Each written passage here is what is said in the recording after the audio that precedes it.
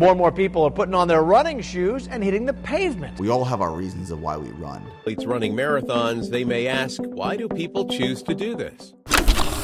What if I told you that there was a miracle drug that will reduce your risk of all-cause mortality and cancer by 30%? It's going to eliminate anxiety and depression, make you smarter, have better memory. It literally changes your neurobiology and anatomy. It's going to grow parts of your brain like the Anterior Mid-Cingulate Cortex, which is responsible for willpower, motivation, and the ability to endure challenges in your life. With calluses on your brain! Well, that drug does exist, but it doesn't come in pill form. It's running. It's showtime.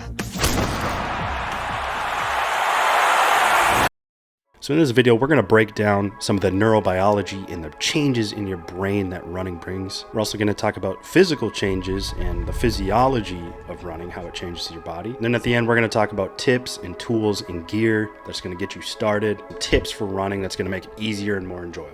So I'm Jay, I'm a registered nurse, and I was a track athlete, previously ran a marathon. In last video, we talked about my goal to run a sub-3 marathon in about a year from now. I'm just getting back into running and rebuilding my aerobic base, but restarting this running journey has just reminded me of a few reasons why every person needs to be running. So it's hard to go on social media without seeing people running. It's the new quarter life crisis. Everyone is running marathons. I think a lot of people feel kind of lost after, maybe they were athletes for some years and they had all this structure, and now they're like, what do I do with my life? So running provides this structure for you. There's great community in running, and it's also like good competition. Pickleball is also another thing that's very popular right now, because it gives us this community and competition and things that humans we need. We need this community. I feel like everybody kind of knows that there's a ton of like cardiovascular benefits, but I don't think people quite grasp just how good running is for your brain. It's actually mind-blowing.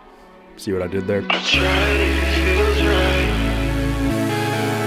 Running is actually a form of meditation. You get this deep focus and presence in the moment, and it's literally a moving meditation. I like to think of running as a kind of moving mindfulness meditation. This is achieved through optic flow, which is objects moving past you as you run, and it helps calm your mind and enhance concentration. And there's actually evidence that runners hold better attention. If you have ADHD, or really anyone in today's world probably has some attention problems, running is actually going to help solve this. You're going to be able to focus much better if you're someone who consistently runs. Another part of running that is commonly talked about is the runner's high. What you're experiencing with the runner's high is this release of endorphins, but also endocannabinoids. Think about the roots of that. Cannabinoid, cannabis, THC, mood elevator, and painkillers, and it makes you feel really good. Creates this sense of euphoria, promotes a sense of well-being. New runners always think they're going to reach this runner's high, and that's just not true. First, the runner's high doesn't really happen until you're about like an hour into a run. So until you reach higher volume, you really probably won't experience this. It's also a physiological adaptation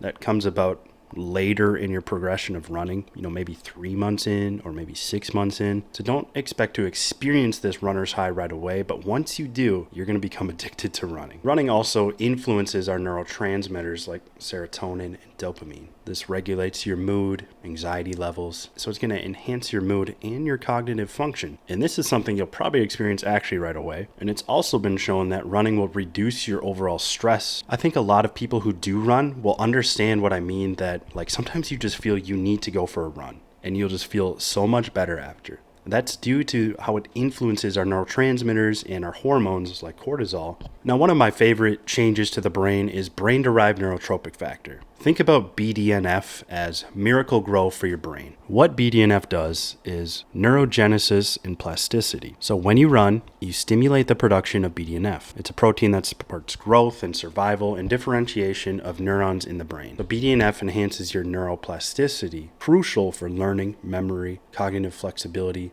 ultimately your decision-making process. You're also going to see hippocampal neurogenesis, which aids in your memory. This is going to improve your mindset, your memory, how smart you are. You're going to be a freaking genius. If you want to get the best brain possible, you need to do endurance sports, particularly running. Shows really good evidence. Increasing your plasticity, your neurobiology, it's going to change your brain. Running is also going to deliver more oxygen and nutrients to your brain. I know there was a lot of technical terms there, but to really summarize this, running is going to increase your focus, reduce your stress, and enhance your brain health and cognitive function. I also mentioned earlier the Anterior Mid-Cingulate Cortex. This is a part of the brain that is responsible for willpower, decision-making, emotional regulation, and cognitive control. When you think of Anterior Mid-Cingulate Cortex, you're going to think of people like David Goggins. You show up and you bring your best self. 19! You me, son? Yeah. 20, you got some more in you. This is the part of the brain that gives you incredible drive. Listen to Andrew Huberman on this. First point is that the anterior mid-cingulate cortex is in direct communication with all of the areas of the brain and, through a couple of other stations, the body, that modulate our sense of tenacity and willpower, which we talked about earlier, the need for sleep, the need for pain or lack of pain, emotional comfort or discomfort to modulate our level of tenacity and willpower. So less on the neurobiology thing and more from an anecdotal standpoint. When I was marathon training, when I was deep in the trenches, it was the most creative and sharpest and just overall probably best I've ever felt in my life. Now we could look at the physiology behind it and how it changes your brain, and that's exactly why I felt this way, but I had no idea at the time. I love this. I feel so good running. And I woke up every morning just pumped to go for a run. I'm not at that point yet because I haven't been back into running long enough. Now that I understand this, I'm very excited to get to that point. But it really takes a lot of consistency. You have to do this daily for some time, and then you really start to reap the benefits of running. Run and taste the sun, run and catch a breeze. Now we're going to talk a bit about how running actually changes your body, your physiology. After that, we're going to talk about the tips and tools to get you started. There's actually a lot of crazy things that running does for you. It enhances your immunity, so you're going to get sick less often. It's been shown to reduce your all-cause mortality, all chronic diseases by 30%, and reduce your risk for cancer by 30%. I feel like that alone is enough evidence to just go run. Like, that's crazy. Do you understand the implications of that? It can reduce your risk for osteoporosis, or basically your bones like decaying and becoming old and fragile. There's a myth that like running damages your joints and stuff, but it actually improves your joints. You just got to be careful with your volume. You have to start low and steadily grow your volume over time so that you don't cause injury. Not to mention, just getting outside is something that we lack as humans at the moment. I feel like we don't get outside enough. So get outside and you get that vitamin D. There's also run clubs and great community within running right now. And humans need that. Let's break this down into a physical timeline. How is this going to change your body? The first week is probably going to suck. You're probably going to be like, what the hell am I doing? Why am I doing this? This freaking sucks. I hate this. You're not going to enjoy it. And you're not going to see many changes. Your heart rate's probably going to be extremely high when you're running. It's going to be hard for you. You're going to lack the willpower to get through it. It's a really important stage though. Now, once you're 1 month in, you're going to feel a lot better on your runs. Your heart rate might be a little bit lower. At this point, you might start looking forward to your runs. You'll probably have a change in energy, and you'll probably look a little different. You'll probably be just a little bit leaner, and your times will start to improve. But this is the point I think a lot of people start to quit. That first month, you're not going to see massive changes. You're going to see a few changes, but kind of like, why am I doing this? I'm barely seeing any results. And I'm really telling you here, you need to stick through this point. You need to get through this point. Continue to be consistent. Once you get to 3 months, you're really going to start to see some more changes. At 3 months, you're going to feel a huge difference in your life. You're going to start to see how the discipline of running is going to fall into other categories of your life. You're also going to have higher energy levels throughout the entire day. You might have somewhat formed this addiction to running, but once we get to 6 months, that's when you're really going to see the benefits. You're going to be running way faster times, and your heart rate's going to adapt a ton. This is when I'm pretty positive you'll have that addiction to running, and you're probably going to be a lot leaner, and people are going to notice the difference in you, and they're going to notice like different vibes from you, different aura, higher vibration, higher elevated state. You're going to be just a better person to be around, and people are going to notice that and probably tell you about it. Now, by 1 year, you're going to be completely unrecognizable. You're going to form this addiction, and you're probably not going to want to stop. You're going to look better, feel better. You got to stick it out. So one of my biggest drivers to getting back into running is actually VO2 max. This is the most important metric for longevity. It's essentially a measure of your aerobic fitness and how well your body can utilize oxygen. As this number goes up, it's the fitter you get, the more endurance you have. And it's the number one thing correlated with longevity and health span. Running, of course, is going to influence your resting heart rate. In medicine, we say a good resting heart rate is 60 to 100. But honestly, I think this number needs to change. A good resting heart rate is more in the 40s, 50s. Maybe even high 30s though. And you'll see this in athletes all the time. Their heart rates are in 40s and 50s, but this is because they are fitter and in better shape. And if your heart rate is higher, it could mean that you're at risk for aerobic problems. What was a typical resting heart rate? Sub 60. That's a good number to go off of for anybody, regardless of age. Anytime I see somebody above that, I'm going to start asking questions. You'll see in the literature, people will say 60 to 80 is normal. I don't agree with that at all. If your resting heart rate is 75 beats per minute, there's either something going on or you're not fit. What do these lower heart rates mean? Well, the demand for blood supply throughout your body at a resting state doesn't change. When your heart is better adapted, it more efficiently pumps blood throughout your body to get this oxygen around. So it doesn't need 80 beats per minute to get the oxygen because your heart is fitter. So it only needs like 40 beats. This is because of your stroke volume and cardiac output. So a lot of people are wearing Apple Watches and, any type of monitors these days. Use this as a measure to see if you're improving fitness. Don't get orthorexic about it. You don't have to have like super low resting heart rate, but it's important that you're probably more around like the 50s or 40s rather than 70s or 80s. I will say that also 2/3 of Americans are either overweight or obese. Yeah. We have a diseasome of inactivity and sedentary behavior that is frankly killing our population. Almost 50% of people have hypertension, and skeletal muscle is medicine. Skeletal muscle, again, helps with triglycerides, helps with insulin, glucose disposal. Running is amazing for your muscular system and skeletal health. It's really going to strengthen a bunch of muscles. This is going to leave you looking athletic and lean and sexy. There's a lot of stigma around running in like the bodybuilding community, but don't let that scare you away. You can keep your muscle when you run. You just have to continue eating protein, and it can help give you this lean and athletic and sexy physique. It's going to improve your insulin sensitivity, enhance your glucose utilization, and increase your metabolic rate and increase your fat oxidation. It is extremely beneficial to your metabolic health. Really, every single system within your body is affected by running, and that's why you need to run. All right, now the fun part. Tips, tools, and gear. I'm gonna link all the gear below, and I also have some helpful videos linked below. So hopefully it's kind of your one-stop shop. You got everything down below, okay? So I said this a bunch already in this video, but consistency is your friend. It is the most important thing with running. It's going to suck right away. You're not gonna enjoy it. You're gonna have to force yourself to run in the beginning. But over time, you build this callous and addiction to it. So I'm telling you, just continue to be consistent. That's all I ask. Next, you need to start slow and easy. And how you do this is just by setting time goals. Like your first week, just say, I'm gonna run 15 minutes every single day. Don't worry about your pace. Don't worry about your mileage. Just say, I'm running for 15 minutes. That's it. First, this helps build confidence that you do what you say, right? You're reaffirming that you are somebody who does what they say they're gonna do. Doesn't matter how fast I am, doesn't matter how far I go, I'm just gonna run for 15 minutes. So don't look at paces or mileage to start, just time. Next, that kind of goes along with this is don't compare your times and effort to people who have been running for years. Their bodies are extremely adapted far beyond yours. Often new runners have way too slow of a cadence or how many steps that you're taking in a minute. Now at slower paces, which when you're a beginner, you're gonna have a slower pace, you do see a reduction in your cadence a bit. New runners tend to take too long of strides and they overstep and they don't have enough steps in each minute. They don't have a high enough cadence. The reason that you want your cadence higher is because it's been shown time and time again that you have less injuries when you have a higher cadence. It also has been shown that your heart rate is lower when you have a higher cadence, when you're in that sweet spot cadence. Well, a good cadence to strive for is about 180 beats per minute. This is just generalized, everybody runs a little different, but aim for around 180 beats per minute. One easy way to do this is to find playlists on Spotify. There's a bunch that are like 180 beats per minute, and you try to land on that beat. There's also metronomes. I know Garmin watches have metronomes on them. Apple Watch, you can get third-party apps for that. Try to increase your steps, and you want to land right below your body. Make sure you're not overstepping, okay? Your feet should not be way out in front of you when you're landing. That's actually going to slow down your pace because you're stopping yourself in this trajectory. You want to land with your feet right below you with a slight bend in your knee.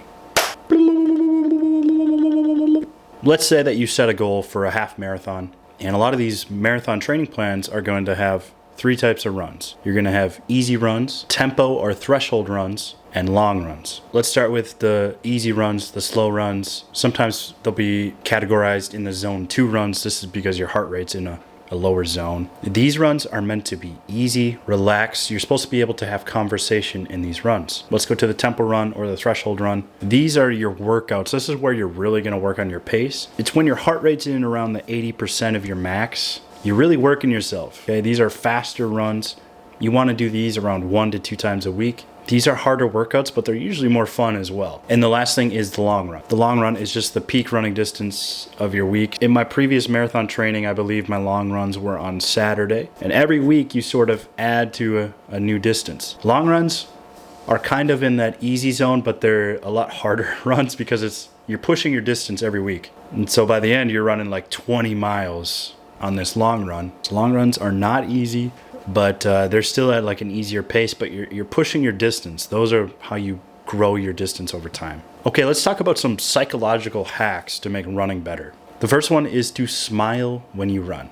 One of the most elite marathon runners in today's world is Elliud Kipchoge, and you can see him smiling when he runs often. He smiles through the pain. Now, psychology has shown us that this makes running easier. This makes everything easier. You're tricking your brain to enjoy the running, enjoy the pain. So smile when things get hard. Next, you need to learn endurance tricks. This is something that you're going to learn over time, but you need to crack these out when it really is sucking. Like, let's say you're mid-tempo workout, but you're just like, you're burning out a little bit. You're just like, fuck, I just want to stop so bad. But you're going to play tricks with your brain. You're going to say, no, you can run this pace for 1 more minute. Stay at this pace for 1 more minute. And once that minute's done, you're like, I can do another minute. And you keep tricking your brain to keep going. For me, being a former track athlete, I a lot of times think of things in the track laps. So if I have a half mile to go, I'm like, okay, you got 2 laps left, 800 meters. You know exactly what kind of pace you can run at that. Over time, you're going to learn how to trick your brain into moving forward, even though you want to quit. The last psychological hack that I want to talk about is this growth mindset and how you identify yourself. What I don't want you to do is to lie and say, I'm a great runner, I'm amazing at this. Because if you're not, your brain knows that you're lying to yourself. But what I do want you to do is identify as someone who perseveres through hard things, who can endure hard things. So this sort of growth mindset is going to allow yourself to push through the hard times and to persevere when you don't want to anymore. So make your identity as somebody who endures, who can get shit done. You have to build this callus into your brain to keep yourself going. So keep that identity. As for running gear, you really don't need a lot to get yourself running. You really just need a pair of shoes. One of my favorite accessories for running is a running watch. Most common in the running communities is Garmin and Coros, and then also just the Apple Watch. The Apple Watch does fine. It doesn't have the best battery life, but unless you're running a multiple day ultra marathon, you're probably going to be just fine with the Apple Watch. I've had this Apple Watch for like 3 years, and it serves me well for running. For tracking my runs, I use Strava for the most part. Is this right here. But if you're serious about training, I do really recommend a watch. It's just so much easier to keep track of your runs, to keep track of your paces and your times. One of the biggest things is seeing your heart rate and understanding your effort versus your heart rate. And it just gives you a lot of training data and insight. You don't need a watch. You can use your phone to track distance and time, which is what I did on my first marathon. I didn't have a watch at the time. All I had was my phone in hand, and I would just track my distances that way. So it's not necessary, but I do think that it's super beneficial, and it's one of the main pieces of gear that I recommend for everybody. I don't know if anybody told you this, but you are going to chafe when you start running. You're going to blister. It's not fun. A lot of the hot spots for chafing is actually the nips and between the legs, the gooch area. I don't know a better term, but your gooch might chafe, all right? But there's a few things you can do to avoid this. One is just straight up Vaseline. Vaseline works well on the nips. It can work in the, downstairs region. There's things like nut butters, they call them. Some people actually tape their nips or on certain spots, so that, the hot spots of your feet where you blister often. So you want to protect yourself with that. There's also like blister balms. These can help. I put those on hot spots on my feet. After you start blistering, you can put on like hydrocolloid band-aids. Those are super helpful to help them heal really fast. These blister pads work really well on your heels. Let's talk about running vests and running belts. I don't know how to say this, but you've been lied to. You don't need a running vest. This is actually for mountain biking. I don't have a running vest, but this is close to it. They're super trendy, and especially, I think a lot of girls especially get roped into these running vests, but I just think they're super unnecessary unless you're going to run like an ultra marathon or extremely long distances. You don't need a lot of gear with you when you're running, and it's just overkill. Okay, I just don't think you need them. Maybe that's a hot take. I'm sorry if you wear one. This is the running belt that I have, and running belts kind of suck until you get a really good one, and this is the best one that I've ever owned. Again, I'll link it below, but this thing is awesome because it's super stretchy. It looks like tiny, right? Yeah, that's because it is. Wait, what? My keys in here, my phone in here, everything when I'm running, and it's so great.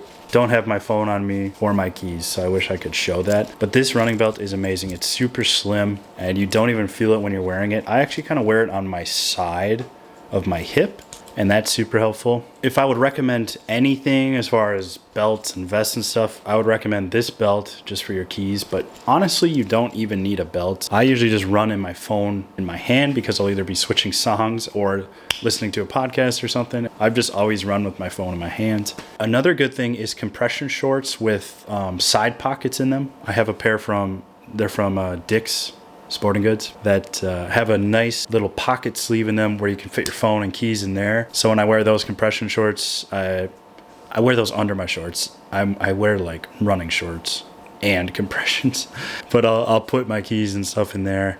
As far as nutrition and hydration goes, unless you're running longer distances, don't even freaking worry about it. I think people kind of over supplement right now, especially like goos and gels and stuff. You don't need those until you're running like 20 miles. Otherwise, if you're running anywhere from like 13 miles and under, you don't need to be supplementing. You don't need to bring water with. You'll be just fine. Trust me. You don't need that stuff.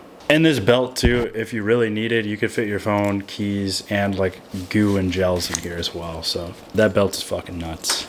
Pretty cool. Now, as far as running shoes go, oh, they smell. As far as running shoes go, my biggest tip is to not listen to anybody else, because we all have different running paces, different running feels, different strides, and every running shoe is going to feel different on every single person. So it's really hard to take someone's opinion on a shoe and use it for yourself because it's going to be a lot different. For example, these Nike Invincible 3s, I was recommended by a bunch of people, and I don't love them. I can't say I hate them. They're not too bad, but they feel too bulky and slow for my type of running. I just don't like the way they feel. So take everybody's advice on shoes with a grain of salt. Instead, go to running stores, try on shoes, figure out what feels good on you. Over time, you'll kind of learn what type of shoes you like as well. I was thinking of maybe throwing together like half marathon and marathon training guides for, super cheap. So maybe I'll do that. If anyone has interest, let me know. I had a lot of fun learning about how this changes your brain and your body. It's actually so fascinating. I had a hard time making this smaller because I wanted to talk about even more stuff, but it's just, there's too much to talk about. Running is amazing for your brain and your body, and I just want to share it with you guys. I want you guys to start running because as so many good things for your body. Is so good for you. Oh my God. Consider subscribing. I'm going to take you guys along my journey of training for sub 3. I love you guys. Peace out. Bye. It's the perfect texture for running. Very low impact on its dry snow, so if you don't get wet. Just enjoying it. One thing, oops, that can happen.